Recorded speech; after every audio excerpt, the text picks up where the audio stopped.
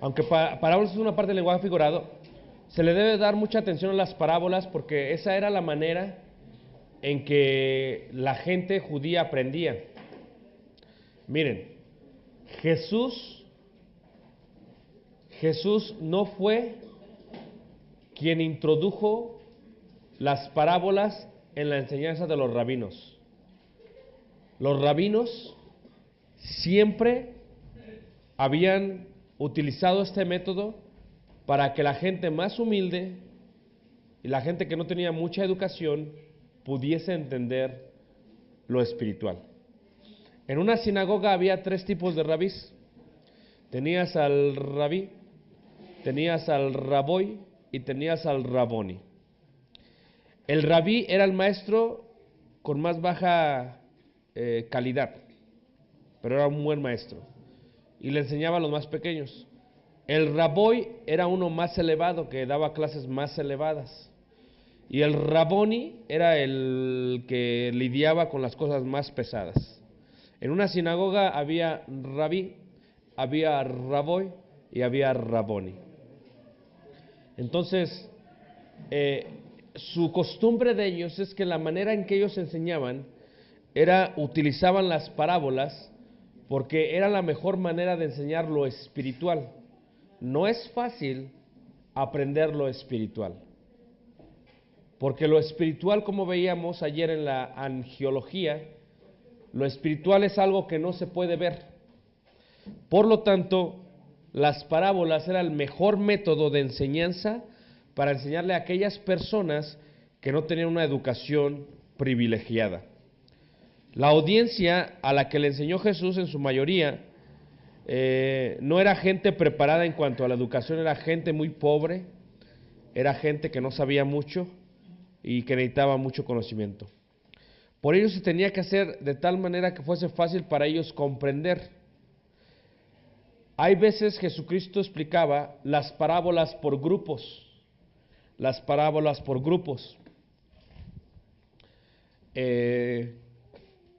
Por ejemplo, yo en la congregación estamos dando una clase que se llama El Ministerio de Jesús, es parte del libro que estamos haciendo, y llevamos aproximadamente como unas 180 clases, ya llevamos 4 años con esto. Entonces, cuando yo hablo de las parábolas a los hermanos, les explico a ellos, por ejemplo, el propósito de las parábolas, para quiénes iban las parábolas y por qué es que Jesús las estaba enseñando de esa manera a estas personas. Les voy a dar algunos ejemplos de las parábolas. Una de las parábolas es la parábola de la viña. No sé si han escuchado ustedes en cuanto a los herodianos. ¿Saben ustedes quiénes son los herodianos? ¿Sí? ¿Saben qué eran los herodianos? Sí, en parte. Los herodianos era la gente que más bienes y raíces tenía en los tiempos de Jesús, porque en el 2.º siglo antes de Jesucristo ellos habían recibido mucha tierra por estar anexos al rey Herodes o a la familia de Herodes. Entonces tenían mucha tierra y toda esta tierra la rentaban. Haz de cuenta el Chalco.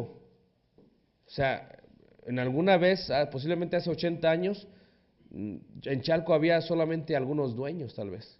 No eran tantos. Tal vez uno tenía 100 hectáreas, no sé. Ya después la empezaron a separar. Los herodianos tenían mucha tierra, muchísima tierra. Y cuando Jesús habla esta parábola, literalmente él habla por los herodianos, porque estaban abusando de una manera muy triste de la gente. Entonces a ellos no les pareció lo que hizo Jesús. Jesús empezó a hablar de la tierra, de la viña, de los labradores de la viña, y ellos se tuvieron que haber enojado. Entonces, no es que fueran indirectas, sino que una parábola lo que hacía era que una parábola les enseñaba algo a ellos a través de una ilustración. La palabra parabolei, del griego parábola, significa ir al lado de. Entonces, había una enseñanza espiritual y se les daba conforme a algo que ellos entendían. Otra parábola, por ejemplo, fue la parábola del sembrador. Había varias parábolas del sembrador. Una de ellas es el sembrador, los 4 tipos de tierra, ¿se acuerdan ustedes? Entonces, en los 4 tipos de tierra, cuando se da la parábola, ciertamente, si yo les dijese a ustedes, bueno, uno de ustedes, cuando salgan de aquí va a venir el diablo y se va a llevar lo que les acabo de enseñar, pues era muy fuerte.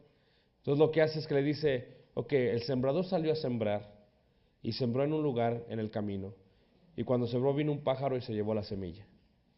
Entonces decía, no, ok, eso está fácil.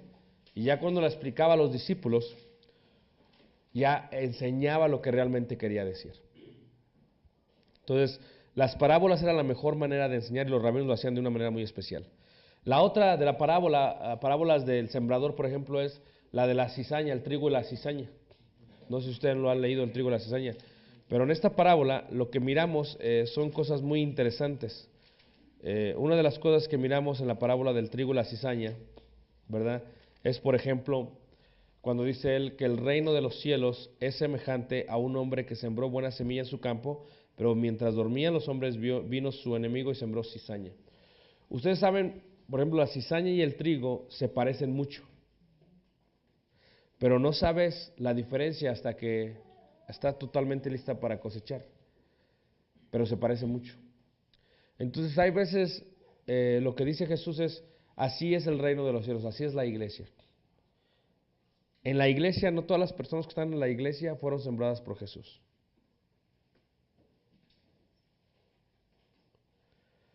Una es cizaña y otro es trigo. Y a veces el trigo dice, pues ya arranca esta cizaña, hermano, ¿por qué no lo corres? ¿Ya me está entendiendo?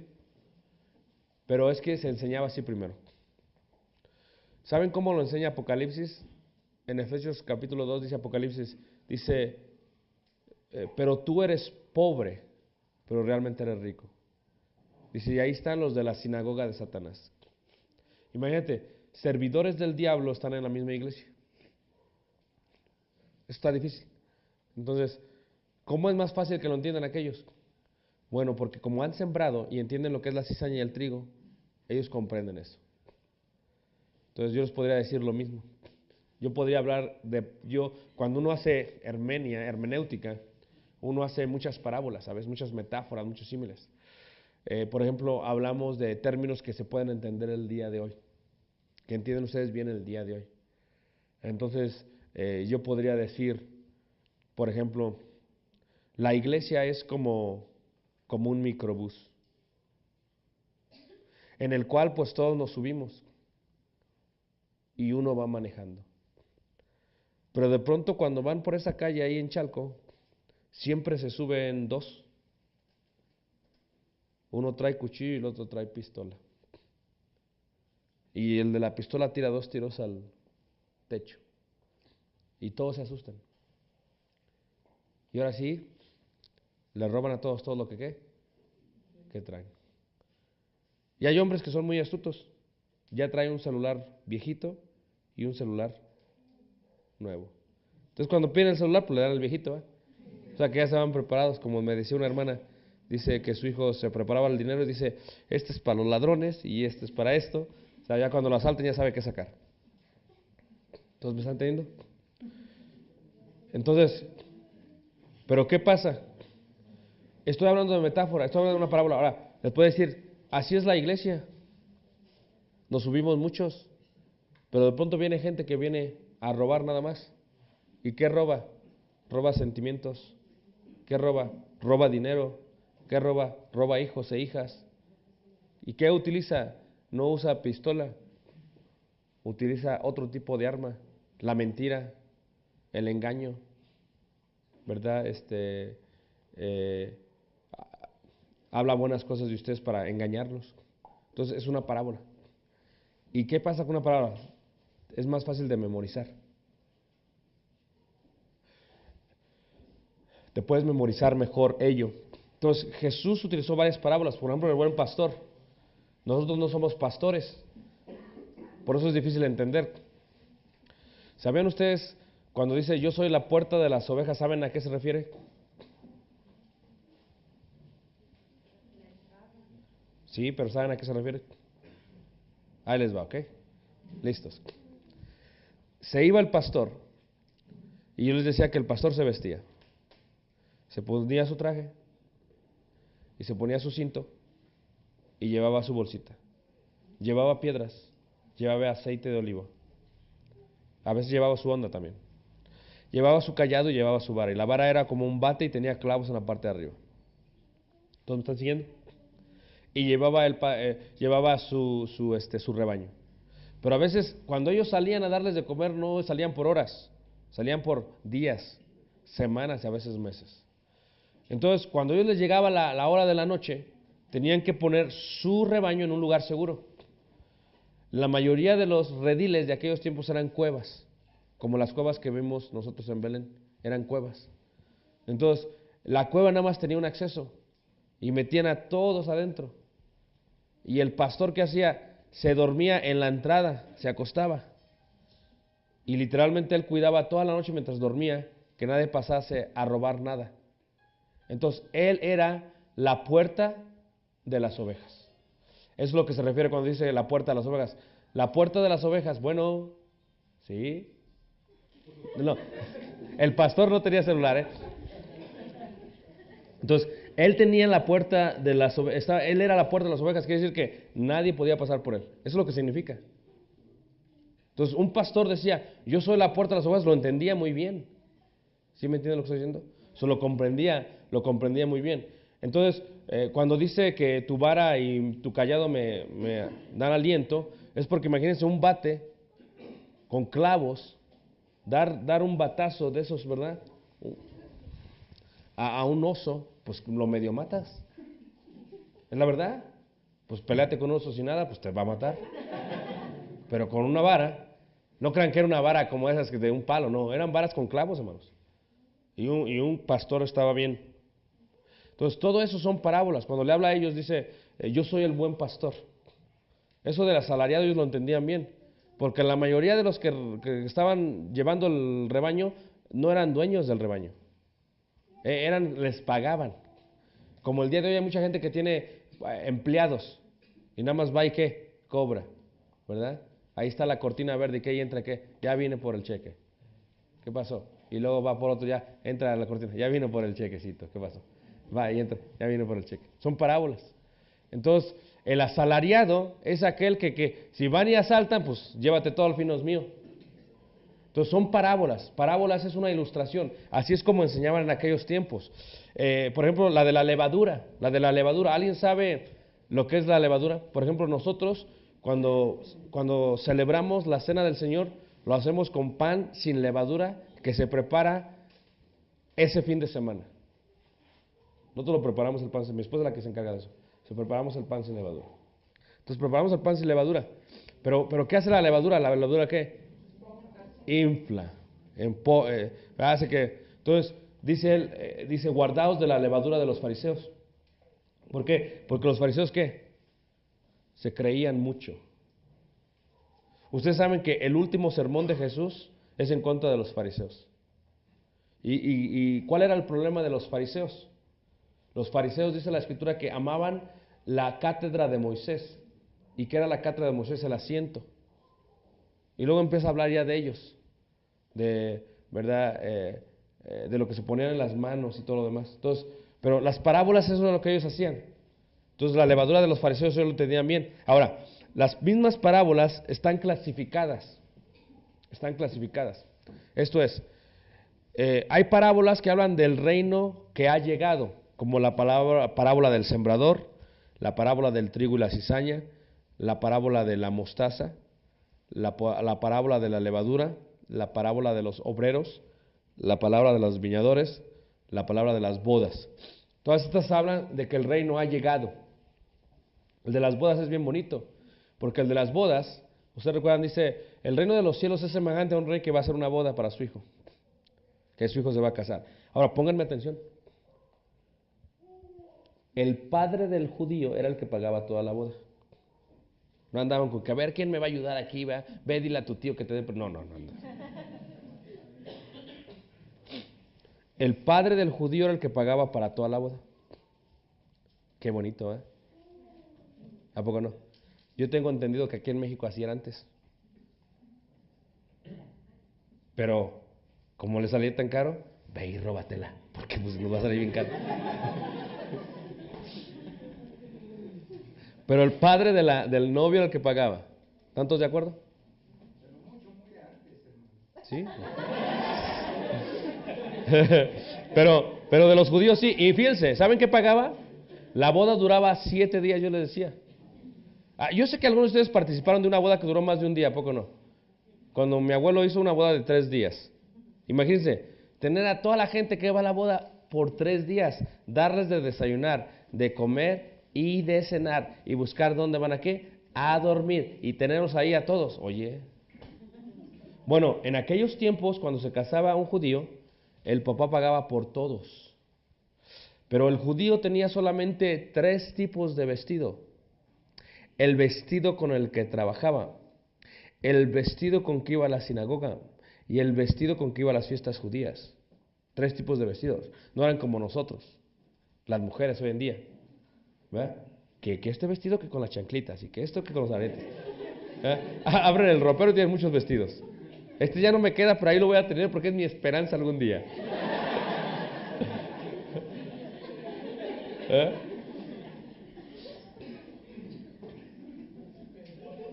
Y siempre te dice tu esposo, acepta la realidad, mi amor, acepta la realidad.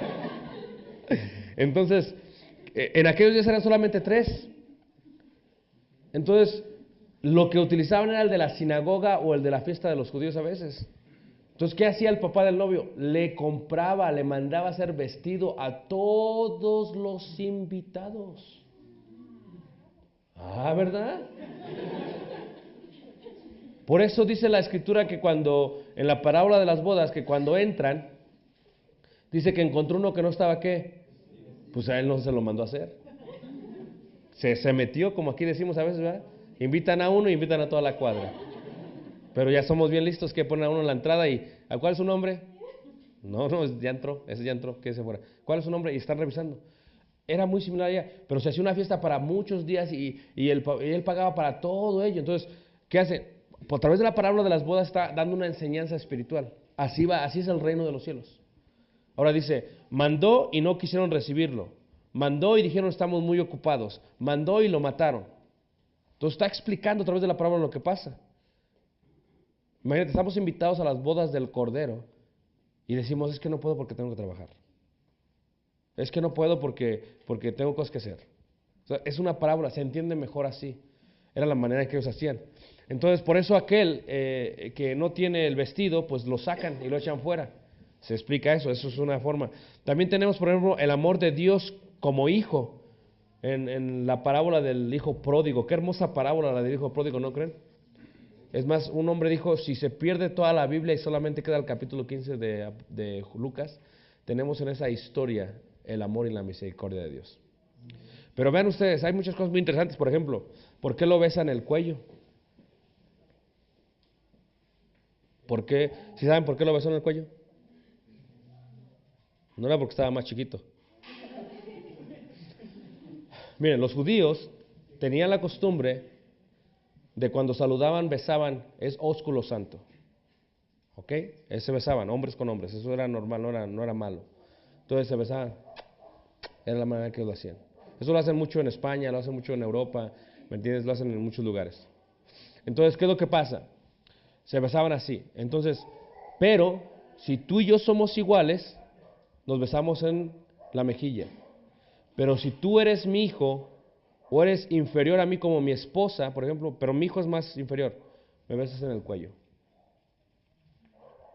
Si eres mi esposa, en la mano. Imagínense. Ya llegué, mi amor.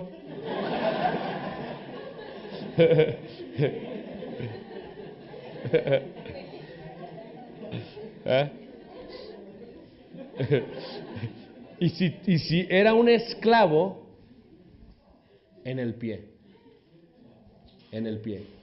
Por eso aquella ramera besó a Jesús en los pies. Era una esclava para él. Entonces, vean en esta historia, los detalles son importantes. Otro detalle que es importante, por ejemplo, el que había hecho la humillación o el que había ofendido es el que tiene que correr a pedir disculpas. O sea, si viene tu hijo y tu hijo te ofendió, tú te quedas de pie. Tú no te mueves, que él venga para mí. Eso es lo que debe haber hecho. Y en este caso, ¿quién va? El padre. ¿Y quién besa en el cuello? El padre. Fíjate cómo se humilla el padre. Ahora, otra parte de la parábola también es, por ejemplo, los animales. Porque un judío era criado no solamente por la familia, sino también por la comunidad. Como cuando uno va a los pueblos, ¿verdad? Y vas, muy buenos días, todos saludan aquí. Aquí ya no saluda nadie.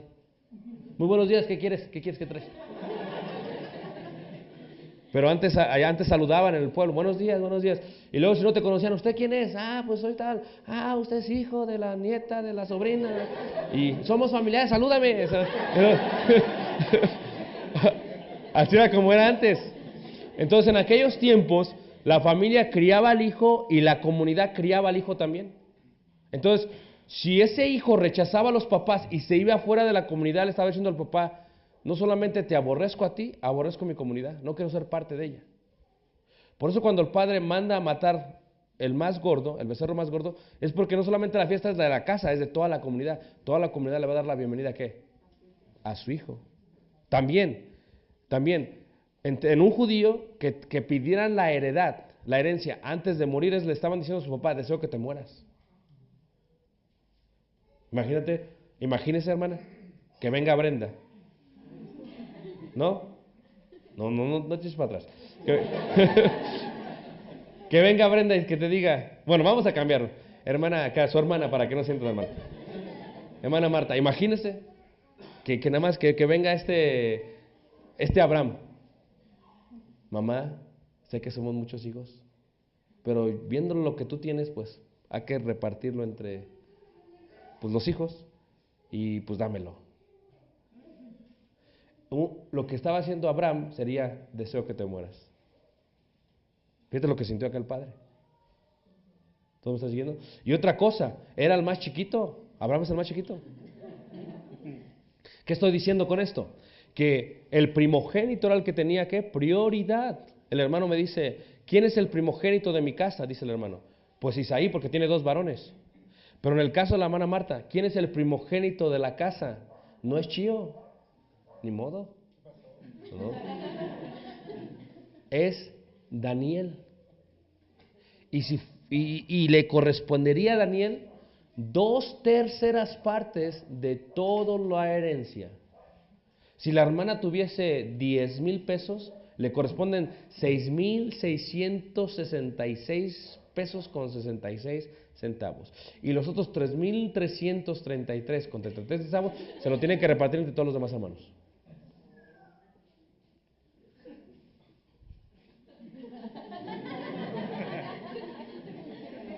Pero no eres judío, chiquito, no eres judío.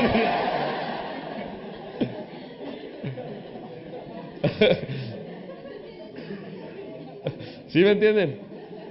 Pero no es judío, y ya te iba a ver que te viera. Dice Daniel, ahorita que salga el hermano le voy a dar una. No, ni modo, no eres judío, somos mexicanos.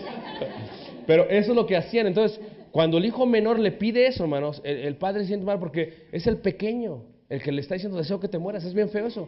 Y no solamente rechaza su enseñanza, rechaza la creencia, el judaísmo, y se va lejos. ¿y qué? Y va a hablar con un gentil, que eso no era bueno entre ellos. No podía ni hablar, se contaminaba. Recuerdo lo que veíamos el domingo. Y no solamente eso, trabaja para ellos y trabaja para los animales impuros. Y cuando dice el hijo, voy a regresar, fíjate cómo hace, voy a regresar, le voy a decir, he pecado contra el cielo. Porque ustedes deben saber que en el hebreo, Shemayim es cielo, y en el hebreo, Shemayim, cielo, es lo que decían ellos para decirle a Dios. Porque ellos no podían pronunciar Dios, pero cielo sí podían pronunciar. Por eso en varias partes de la escritura dice el reino de los cielos en vez del reino de Dios. ¿Ok? El reino del Shemayim. Dice, he pecado, porque no puedes pecar contra el cielo azul, pero contra Dios sí. He pecado contra el cielo, dice aquel hombre. O sea, se entiende bien. O sea, había pecado contra Dios, en pocas palabras. Y no solamente contra todos. Entonces, ¿qué pasa? Cuando regresa, hermanos, y viene, ¿y qué hace el padre? Se humilla, corre hacia su hijo, lo besa, lo viste. Fíjate en el vestido. el vestido, hermanos, cuando un padre moría, el vestido, porque todos tenemos ropa que nos gusta, ¿verdad que sí? A veces tengo un hermano en la congregación que es hermano en la carne, siempre trae su suéter, siempre trae, es el suéter que más, tiene como 7 años y siempre suéter. ¿Ves? Siempre trae su suéter. Le gusta a él su suéter. Entonces, cuando él muera, sus hijos van a acordarse mucho de ese suéter. Entonces, entre el judío, la vestimenta, le estaban diciendo, en la muerte del judío, tomaban el vestido de fiestas judías y se lo daban al hijo primogénito. Estaban pasando toda la autoridad de esa manera. Qué hermoso, ¿a poco no? Y a este le dan el vestido, a este le dan el anillo de autoridad. Ahora el calzado, ¿por qué? Porque los siervos, los esclavos, no traían zapatos, así te dabas tú cuenta. Cuando alguien era hijo o cuando era esclavo. Como cuando yo iba allá con mi abuelo, ¿verdad? E íbamos, le llamábamos nosotros al potrero allá para sembrar. Y ahí íbamos con los peones, la gente que le ayudaba a él. Pues ellos andaban en las piedras y las espinas como si tuvieran zapatos. Y yo, yo no podía. Entonces, en aquel tiempo el que traía zapatos era hijo.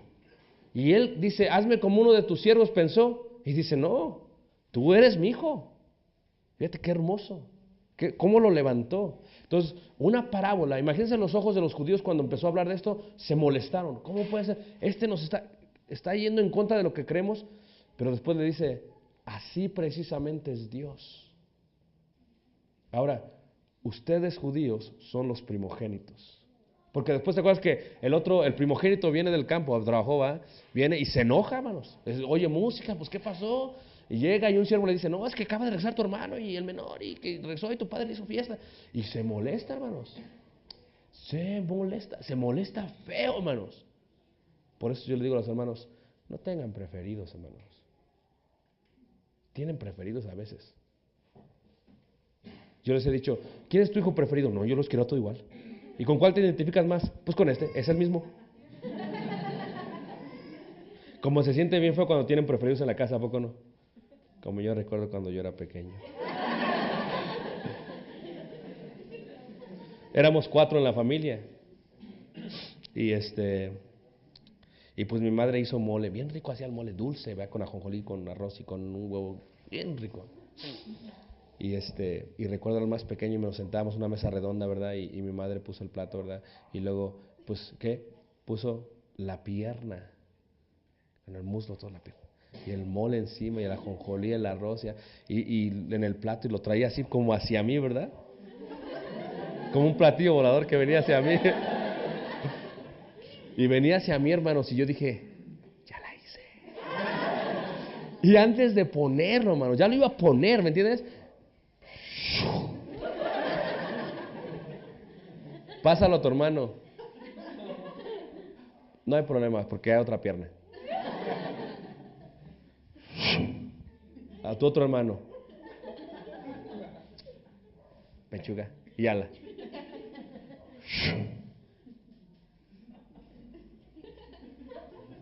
Otra pechuga y ala, ¿no? Eso es el cuarto hijo, pero también estaba mi papá ahí.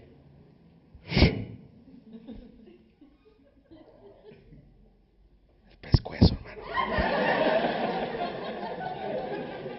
No, le daba la ala, pero ¿ustedes pueden creer eso, hermanos? Y luego no hay preferidos en la familia. Qué casualidad. A mí me regañas y me pegas y a él nunca le dices nada y llega bien tarde. ¿Tú crees que no nos damos cuenta? Por eso venden a los hijos, hermano.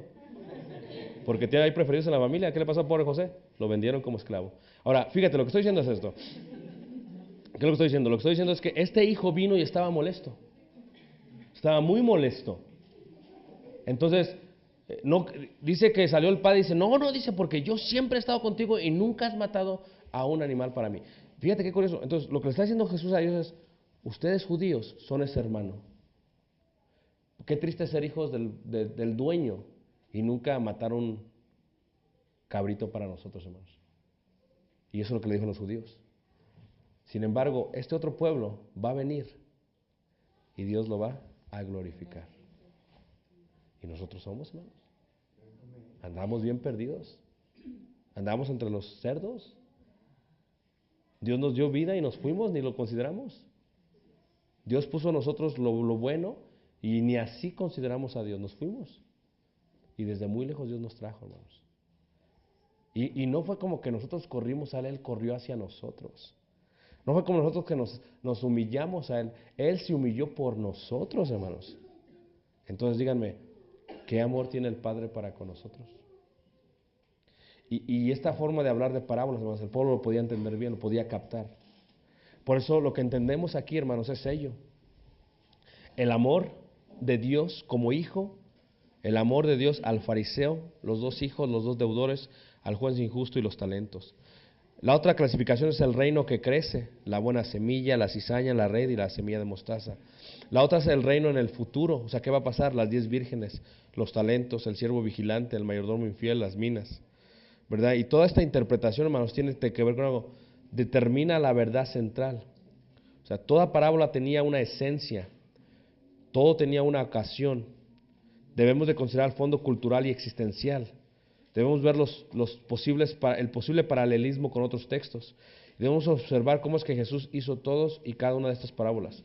Pero sobre todo debemos de comparar siempre las parábolas con la enseñanza del Nuevo Testamento para no errar en la interpretación de ellas. ¿Saben ustedes, hermanos, que lo más hermoso de las parábolas es que las parábolas se quedan en la mente de alguien? Entonces, y son las que son más fáciles de entender. A veces cuando uno predica, hermanos, uno predica algo y la gente no se acuerda de los versículos que predicaste, pero se acuerda de las ilustraciones que diste. Entonces lo que hacían los rabinos, es que lo que ellos hacían es que lo enseñaban a través de parábolas, porque sabían que era más fácil memorizar las parábolas, la historia. La gente se aprende más las historias muchas veces que los versos de la Biblia. Entonces las parábolas eran una excelente forma de enseñarle a un judío la forma o la forma espiritual de Dios. Y eso es lo que tenemos que comprender acerca de las parábolas. Yo creo que una de las palabras más hermosas es la del hijo pródigo, porque en esa podemos ver varias cosas. Podemos ver la humanidad de Jesús, podemos ver la misericordia y el amor de Dios, y podemos ver cómo es que los judíos quedaron fuera, hermanos. Gracias a ellos, a rechazar a Jesús, nosotros pudimos entrar. Y podemos ver cómo es que Dios nos alza, nos levanta en lo más alto. Y eso es algo muy especial para nosotros porque Él se humilló para que nosotros fuésemos parte del reino de Dios. ¿Qué es la hermenéutica? Bueno, yo quisiera finalizar con esto, hermanos. ¿Qué es la hermenéutica? No es fácil, hermanos, interpretar la Escritura. Si seguimos algunos de los reglamentos que hemos visto nosotros en esta clase, podemos hacerlo. Primero, tenemos que entender que la hermenéutica es interpretar, traducir, poner sentido. Tenemos que recordar que el intérprete tiene ciertos requisitos. Objetividad, tiene que ser humilde y tiene que ser espiritual. Tenemos que considerar también que necesitamos utilizar los métodos apropiados. No siempre es el método literalista. Tenemos que considerar siempre, y a veces el método figurado, el método alegórico, a veces el método histórico, el método gramatical. O sea, tienes que seguir todos ellos para asegurarte que tu interpretación sea la correcta. Tenemos que considerar también que la Biblia, hermanos, tiene un sinfín de reglas. Tenemos que considerar que en esas reglas hay límites y que tenemos que saber cuándo parar. No puedes ir más allá de lo que está escrito. Hay veces que tienes que recordar que los secretos son de Jehová y no son para nosotros. Pero las cosas que son para nosotros y reveladas para nosotros son para nuestro bien y para que creamos en el Hijo de Dios. Tenemos que recordar, hermanos, que la guerra realmente es una guerra invisible. Cuando tú te peleas es algo invisible. Cuando tú sientes es algo invisible. Y vimos la demonología. Y vimos que los ángeles, la angelología, los ángeles están a nuestro servicio. Vimos diferentes rangos, querubines, serafines, arcángel. Vimos todos esos con detalles. Y también vimos que los profetas, al igual que los ángeles, eran aquellos medios por los cuales Dios hablaba a su pueblo. Y finalmente vimos que la literatura hebrea y la poesía hebrea es muy distinta a la de nosotros, no tiene rima, no tiene métrica, pero eso no quiere decir que no esté bien. ellos se enfocan más en el sentido, en el conocimiento que están próximos a expresar. Y finalmente, hermanos, la mejor manera de predicar es parábolas. La gente se va a acordar de parábolas, la gente va a recordar lo que son las parábolas. Entonces, eso es lo que usó Jesús. Su enseñanza fue con parábolas, casi siempre tuvo que ver con parábolas. Lo que sí requiere, quiero acabar con esto, quiero decirles es que lo que sí requiere es mucho estudio de la palabra de Dios. Tú vas a tener que estudiar mucho, hermanos. No puedes ser flojo para estudiar. Tienes que cambiar muchos hábitos. Si pasas 2 horas viendo la tele, tienes que cambiar hábitos. Si pasas 30 minutos en el Face, tiene que cambiar hábitos. Porque se requiere mucho estudio. Mucho estudio, mucho estudio. Esta clase se requiere repasar. Y los hermanos han hecho buen trabajo grabando. Tienes que repasar porque tal vez algo no entendiste, tal vez no viniste a una parte. Yo les decía al principio del seminario que no puedes tomar solamente una parte del todo el seminario, tienes que tener todo el contenido por completo para interpretar correctamente. Entonces, lo bueno que ellos lo pudieron grabar y lo bueno que ellos lo pueden proveer, eso es bueno. Entonces, pero imagínate, dimos casi cerca de 34 horas de clases. En una escuela de predicadores eso se da en 6 meses. Entonces, pero darlo en una semana, hermanos, es como que mucha comida, ¿me entiendes? Entonces, lo que tienes que hacer es que tienes que tomar una cosa a la vez. Vimos simbología, vimos tipología, o sea, entonces, pero sí se puede interpretar la escritura. Y sí se puede gozar uno en la interpretación de la escritura. Y sí puedes aplicar correctamente la escritura. Entonces, lo que quiero invitarlos, hermanos, es que la forma en que se hace es, primero, haz una oración a Dios, ora mucho a Dios. Después, lee, estudia, investiga. No abras latas ya hechas. No veas un comentario, tú mismo hazlo. Tú mismo indaga, tú mismo revisa, tú mismo estudia, eso es lo más correcto. Y una vez que tengas eso, prepara un buen mensaje para la iglesia, para los niños, para las hermanas. Y hay veces, como los profetas, a veces no les va a gustar lo que le dices, pero es lo que tienes que hacer. Lo que Dios dice. Vino palabra de Jehová a mí, decían ellos. Así dice Jehová. Pues tú debes de hacer lo mismo, así dice Jehová.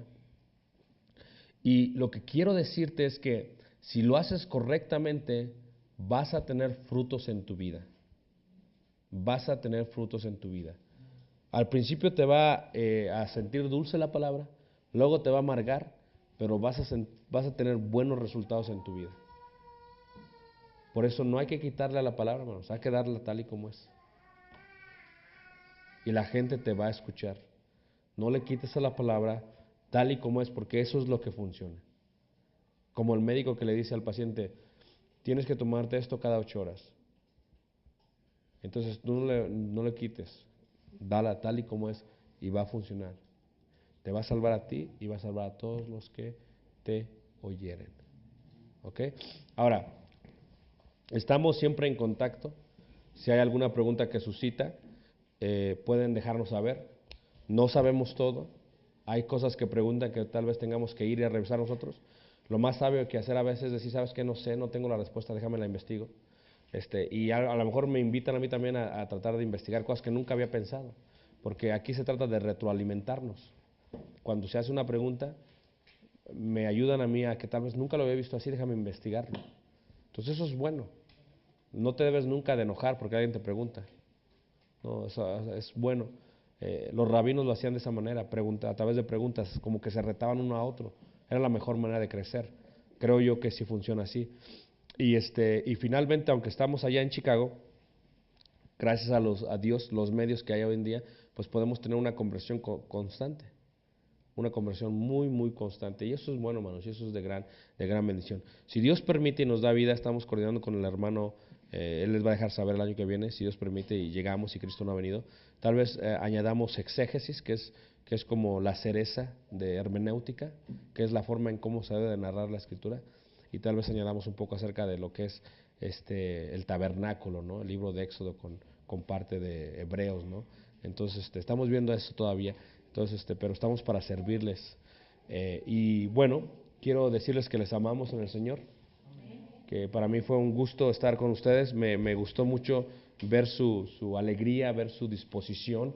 Muchos de ustedes estuvieron en cada clase, muchos gastaron mucha gasolina, gastaron mucho dinero para estar aquí, sacrificaron parte de su familia, pero vale la pena, hermanos, les digo, o sea, vale la pena porque recibieron en 6 días lo que se recibe en 6 meses.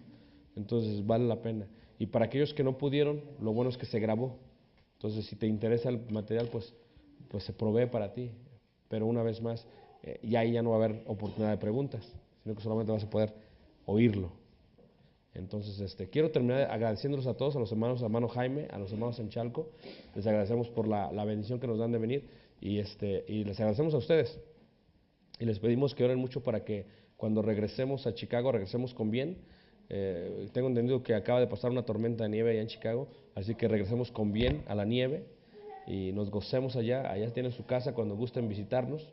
Una vez más, no está muy lejos si van en avión. Si se van caminando, ahí sí no. Cuando lleguen a lo mejor, ya me morí, pero bueno, esa es otra cosa. Pero estamos para servirles, hermanos. Quiero finalizar. ¿Hay alguna pregunta final, hermanos? Preguntas finales. Tenemos 7 minutos para preguntas finales.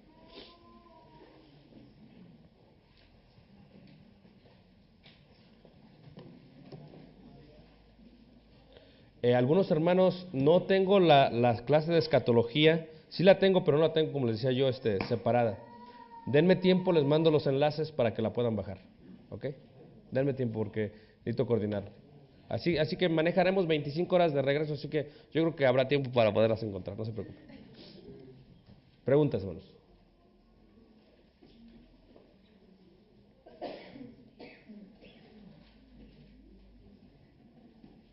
No, hermano. Como Pablo narra diciendo que él era el tercer cielo, Sí. y dice él ahí que él vio y escuchó cosas que no le había dado al hombre expresar.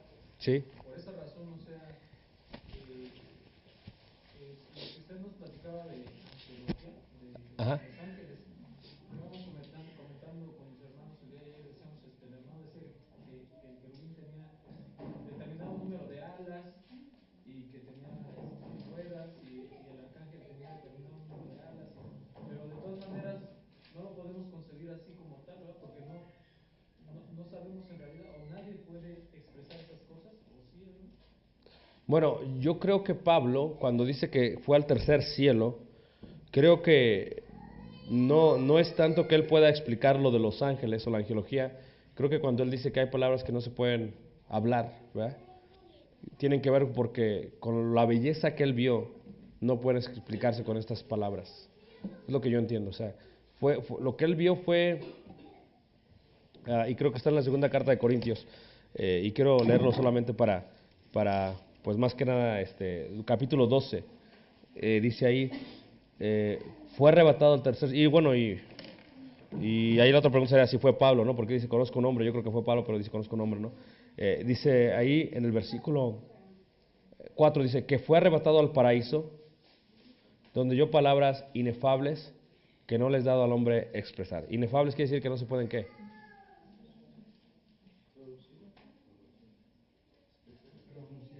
No se pueden decir, no se pueden hablar. Entonces, aquí la cosa que dice es que no le es dado al hombre expresar. O sea, lo que él vio en el tercer cielo, no se le permite a él decirlo. Pero no sé si lo que él vio fueron los ángeles, no sé si eso fue lo que él vio. No sé si él se refiere a eso, no sé, tengo que tal vez detenerme ahí porque no sé si sea eso. Lo que sí sabemos es que la pregunta más correcta sería, ¿qué es el tercer cielo? Tal vez eso sí lo podamos contestar, pero o ¿qué es el paraíso? Tal vez sí lo podamos contestar, pero en cuanto a qué fue lo que vio, pues no lo dijo, no sabemos qué fue lo que no sé si fueron los ángeles, debió haber visto ángeles, no sé si se refiere a Dios, no sé si se refiere a cómo es el cielo, a cómo lo que él vio, pero no les hubiera gustado ser Pablo, hermanos. Pero luego es bien triste, ¿verdad? Para pobre Pablo, así podemos pensar, porque él lo ve y luego viene y no puede qué decir. Exactamente. Yo creo que eso es triste, porque imagínate tú recibir un conocimiento y luego no decirlo. Es como el Apocalipsis cuando dice aquel ángel que le dice esto y luego dice, pero no lo puedes decir. Ay, ¿por qué? O sea, él sabía cuándo, pero no podía decir cuándo. Yo creo que fue difícil para Pablo eso, como lo será para nosotros a veces. Pero muy interesante, hermano, muy interesante. Bueno, ¿me permite hacer otra pregunta? Ajá. Bueno, es que no me quedó claro en cuanto a lo de cuando una persona que no llevó su vida espiritual, digamos que ya no tiene esa comunión con Dios, ¿hacia dónde se va? No me quedó claro. Cuando una persona ya no tiene comunión con Dios, ¿a dónde es que va? ¿Cuando muere físicamente? Ok. Cuando una persona muere físicamente sin Cristo, esa persona, cuando muere, según entendemos en Lucas, va al infierno. Ahora, no debemos de confundir infierno con lago de fuego. Son dos cosas diferentes. Porque infierno es el lado malo, el lugar donde están los muertos que murieron ya en condenación. Y ellos después van a ser aventados al lago de fuego. Y es muy diferente. Y esto es escatología, ¿ok? Pero déjenme ver si lo puedo. Es una pregunta muy profunda, ¿ok? ¿Ok? ¿Ok? ¿Listos? Esta es la vida física. Aquí, cuando nace un niño, está en estado de comunión con Dios, de vida. Cuando peca, está en estado de muerte. Si esta persona muere aquí abajo, después de la muerte física, esta persona se va al tormento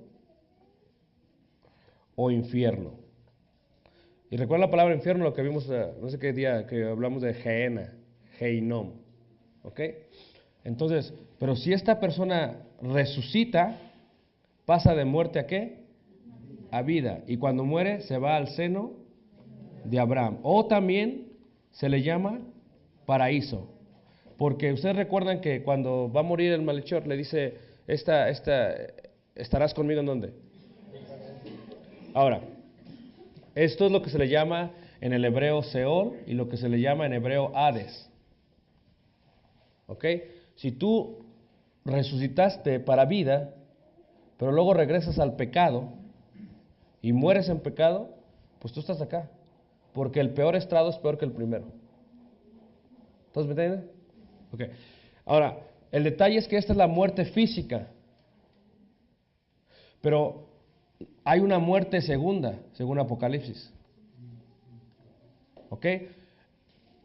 Va a haber un fin cuando venga Cristo otra vez. Y cuando venga Cristo otra vez, los muertos van a resucitar primero. Y los que estemos en vida seremos transformados. Y los que no son transformados, que son los malos en el mundo, van a ser quemados. Pero luego van a ser aún presentados ante Dios. Y aquí será el día final, será el juicio final. Y en el juicio final, los de la derecha iremos eternamente con Dios. Y los de la izquierda irán al lago de fuego. Esto es la muerte ¿qué? Segunda. ¿Por qué? Porque aquí estos todavía pueden ver a estos. Pero acá ya no hay nada más. Es eternidad. Entonces, lo que tú tienes que entender es que en la vida espiritual hay dos estados nada más. Estado de vida y estado de muerte. Lo que tú quieres es mantenerte arriba, en vida. Por eso los niños, si mueren, el reino de los cielos es de ellos. Pero si entran a la juventud y no se arrepienten y mueren, pues esto es automático. Ahora, si Cristo viene, si son resucitados y se bautizan, pasan de muerte a vida. Esta es la primera resurrección. ¿Todos me siguen? Pero si estando tú aquí, no mueres fielmente, porque tienes que morir fielmente, es lo que dice la Escritura, puedes caer otra vez de la gracia de Dios. Pero una vez que mueres físicamente, se acabó el aspecto del peligro de volver a descender. Por eso dice Hebreos, lo leímos capítulo 10 en la parte final, dice que Y aquí, hermanos, ¿quién está? Está Abraham, está David, está Isaac. Todos los Hebreos 11 te dice quién está ahí, porque dice que ellos son una nube de ¿qué? De testigos. Y ellos, porque tienen yo no sé cómo, una facultad de saber cómo están los hombres en el mundo, como este rico que estaba acá, y dice, es que pues que alguien les vaya a decir a estos cómo están. O sea, ellos tienen una facultad de saber el estado espiritual de los vivos, yo no sé cómo. Entonces, esta es nuestra grande nube de testigos, que nos dicen a los que estamos todavía vivos, échale ganas, sigan adelante, sí se puede, nosotros lo ven nosotros. Y ya cuando sea el día final, esto se acaba. Y dice Apocalipsis, dice que la muerte es echada al lago de fuego, y el Hades es echado al lago de fuego. Entonces, ¿qué ve Juan? Yo, Juan, vi la santa ciudad, la nueva Jerusalén, descender del cielo, dice. ¿Cómo? Como una esposa ataviada. Entonces ya no habrá más llanto, ya no habrá más clamor, ni dolor, porque las primeras cosas, ¿qué? Aquí todas son hechas nuevas. Y ya para. Entonces, la pregunta es, lo que tiene que quedar claro es que tú quieres permanecer en el estado de vida. ¿Y cómo sabes que te permaneces en el estado de vida? Porque es cuando estás en Cristo Jesús. Porque dice la Escritura, el ocuparse en la carne es ¿qué? Muerte. Pero ocuparse en el Espíritu es ¿qué? Pablo lo dice de otra manera, dice Pablo, dice porque el que siembra para la carne segará corrupción, pero el que siembra para el Espíritu segará vida. Entonces, ¿qué debemos de hacer nosotros? Enfocarnos en el Espíritu. Muy bien, otra pregunta más. Sigue. Bueno, ya hablando de la muerte, le iba a preguntar, ¿tiene algo que ver que sea un sepelio o se creme a la persona o se le enterra? Ok. El ser humano, cuando nosotros somos creados, lo espiritual, esto es lo espiritual, ¿ok? El espíritu, lo espiritual, se pone en el cuerpo físico, ¿ok? Este cuerpo físico no va a entrar acá. Este cuerpo físico no puede entrar acá tampoco. Este cuerpo físico fue solamente creado como un tabernáculo para vivir aquí. Y una vez que nosotros moramos, este cuerpo físico que fue del polvo, va a regresar al polvo. Entonces la pregunta es, entonces, ¿qué debo de hacer? Le voy a preguntar algo. Cuando se quemaron las Torres Gemelas y cayó el avión, ¿qué le pasó a los cuerpos? Pero el cuerpo físico no es lo que importa realmente. Ahora, ¿qué decide usted? ¿Qué le gustaría a usted cuando muriera? ¿Sí? ¿Ok? ¿Entonces que la entierre? ¿Ah? Porque hay gente que deja así pues su vida, que te creen, Sí. Pero si te creman, va a volver al polvo. Y tiene que ver mucho con las culturas. Por ejemplo, en Hawái los tiran al mar. Aquí los ponen en la tierra. En Escocia los avientan a los lagos. O sea, tiene que ver. Pero lo que quiero que sepan es que no se enfoquen tanto en eso, sino en lo demás. Eso es lo que es más importante. Hermana, ¿por qué tiene? Sí.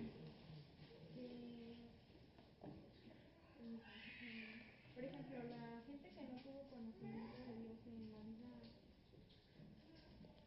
física, Ajá.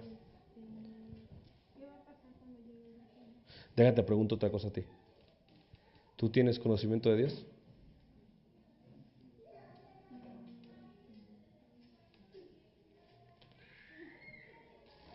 Vamos. La respuesta es Romanos, capítulo 2.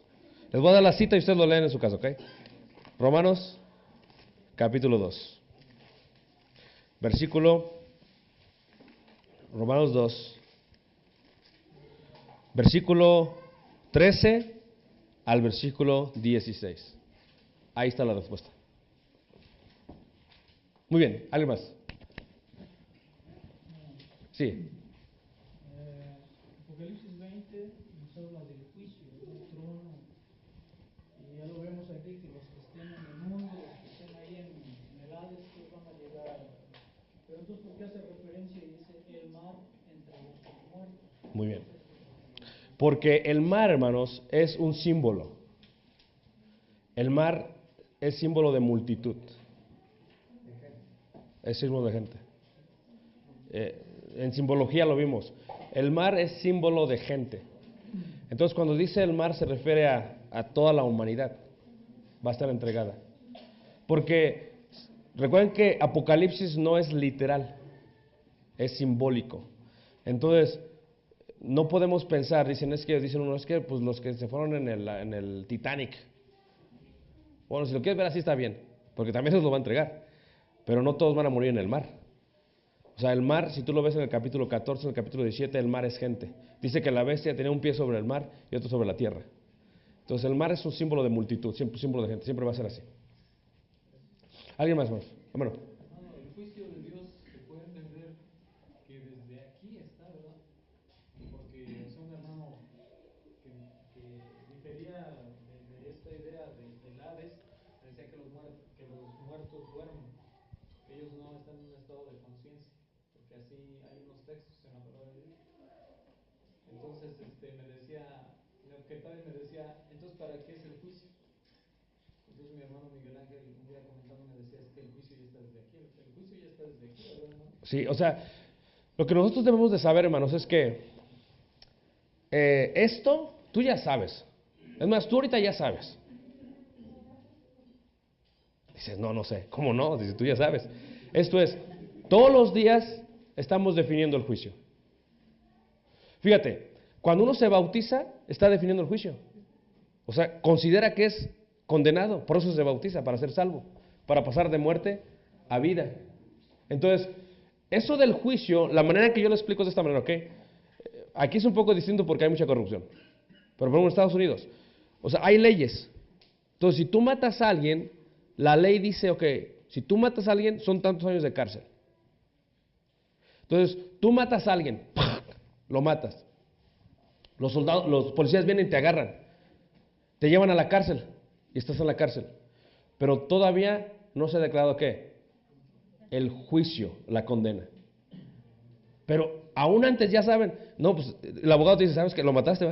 Te tocan tantos años de cárcel. El abogado no es el juez, pero sabe. Nosotros no somos los jueces, pero sabemos, hermanos. Por eso le decimos a la gente que se bautice, porque sabemos la condenación. Pero sin embargo, el juicio no sucede, en el caso de esta persona que mata, hasta que está frente al juez, le dice, bueno, ok, según la ley, el artículo, son 20 años de cárcel que vas a tener que pasar en la cárcel, y es cuando te dan la condena. Eso es lo que va a pasar aquí. Por eso, hay algo bien interesante, hermanos, pero por eso el rico le decía a aquel, háblales, diles, porque no quiero que vengan aquí, a este tormento.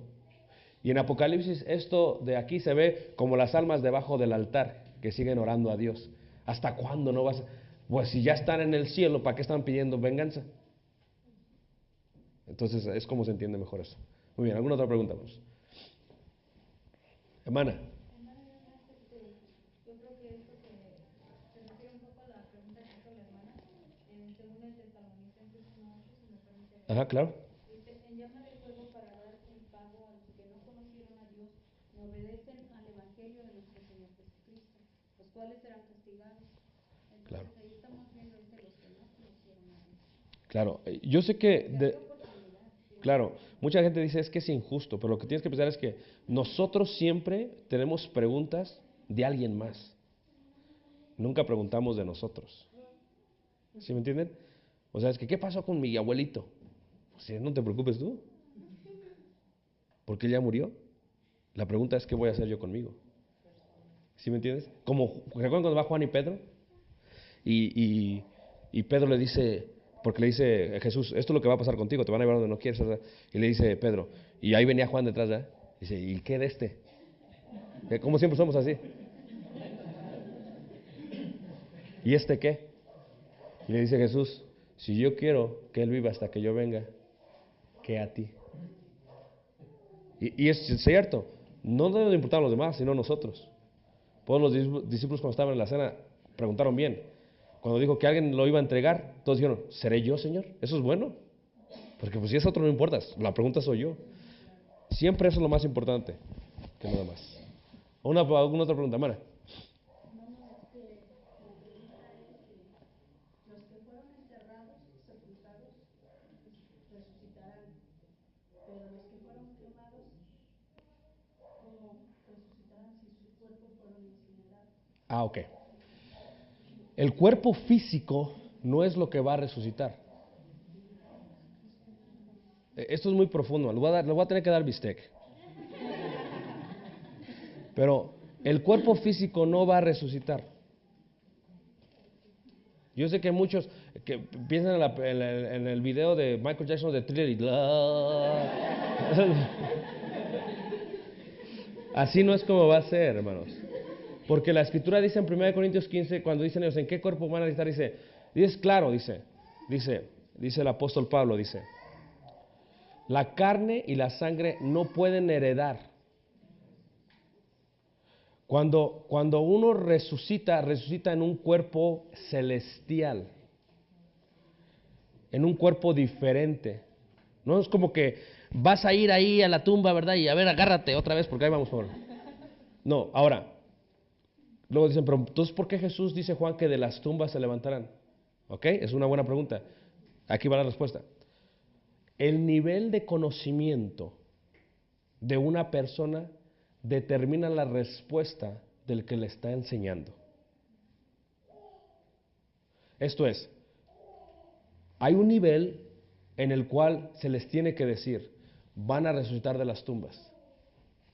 Y esa persona dice, ok, ya lo entendí, no más preguntas.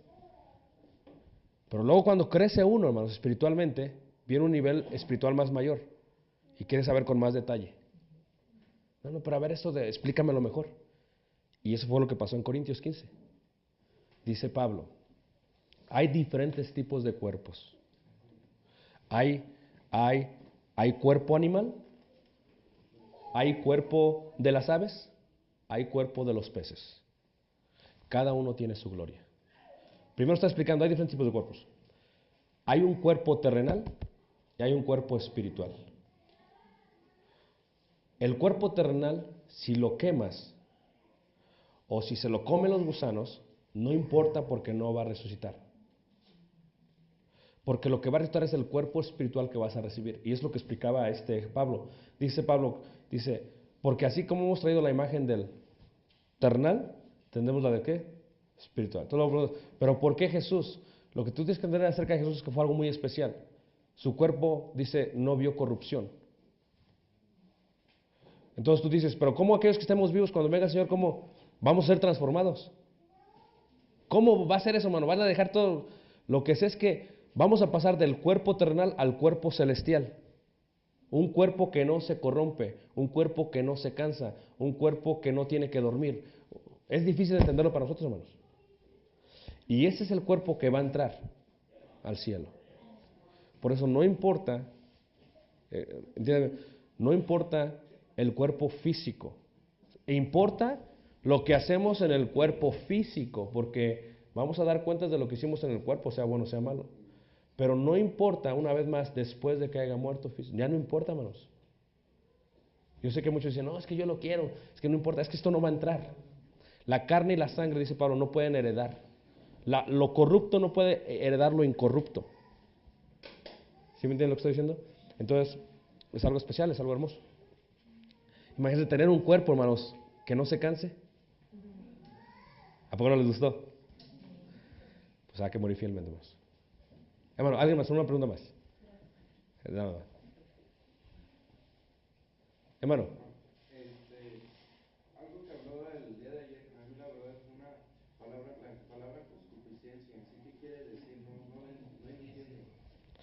Bueno, concupiscencia es el deseo que tienes. Concupiscencia es lo que sientes. ¿Cómo te diré? En Santiago, en el capítulo 1, en el verso 13, 14 y 15 dice así. Verso 14 dice: sino que cada uno es tentado cuando de su propia concupiscencia es atraído y seducido. Como seres humanos, porque fuimos hechos del polvo de la tierra, al cuerpo físico le gusta lo terrenal. Nos gusta lo terrenal, porque somos hechos del polvo de la tierra. A ti te gusta lo terrenal, a mí me gusta lo terrenal. Y nuestro cuerpo está lleno de concupiscencias, de deseos, de sentimientos, que a veces esos sentimientos no están, y disculpen que use la palabra sentimientos porque así el hermano dijo concupiscencias de sentimientos, pero realmente concupiscencias es la parte mala que el cuerpo llega a querer hacer. ¿Sí me entiende lo que estoy diciendo? Pero eso malo que hay en nosotros que quiere hacer algo, no es malo en sí. No es pecado, es malo, pero no es pecado. Lo que es pecado es cuando se une con la tentación, es lo que está diciendo aquí. Entonces la concupiscencia, después que ha concebido, da luz al pecado. ¿Me entiendes? Entonces, esa concupiscencia, todos tenemos concupiscencias. Todos tenemos concupiscencias. Entonces, y vamos a morir con concupiscencias. Lo que tú quieres es no morir en estado de pecado. Es la diferencia. Pero las concupiscencias las vas a sentir hasta el último día. Dice Pablo: ¿quién me apartará de este cuerpo de qué? De muerte. Pero eso no va a ser la excusa. Es que tengo concupiscencia, por eso no puedo. No, tienes decisión. No es una licencia para pecar. Ahí vamos a terminar. Si no, nos vamos a alargar más. ¿Qué les parece?